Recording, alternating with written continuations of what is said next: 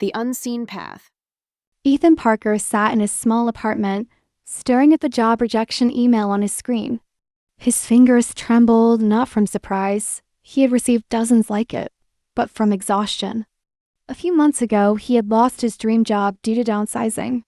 As if that wasn't enough, he had been diagnosed with a chronic illness soon after. The weight of it all crushed him, making even the simplest tasks feel impossible. One evening, as Ethan lay on his couch, feeling the ache in his body and the heaviness in his heart, his phone buzzed. It was a message from his old college professor, Dr. Lawson. "Ethan, I heard about your situation. I know it's tough, but tough times often lead us to places we never imagined. Let's meet for coffee." Dragging himself out of his self-imposed isolation, Ethan met Dr. Lawson the next day. Over a steaming cup of coffee, his mentor listened patiently. When Ethan finished pouring out his frustration, Dr. Lawson smiled. "You see this coffee shop?" he asked, motioning to the cozy space around them.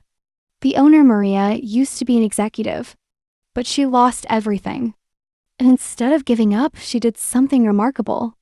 Ethan glanced toward the counter where Maria was laughing with a customer.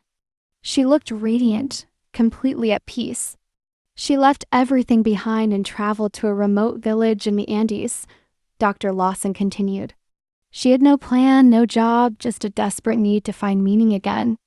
One night, while lost in the mountains, she stumbled upon an elderly woman who invited her into her home. That woman was a master coffee roaster, using a method passed down for generations, one that had never been shared with outsiders. Ethan leaned in, intrigued. The woman told Maria something she never forgot. "Life is like coffee. The best flavors only come out under heat and pressure." Seeing Maria's pain, she took her in, taught her everything.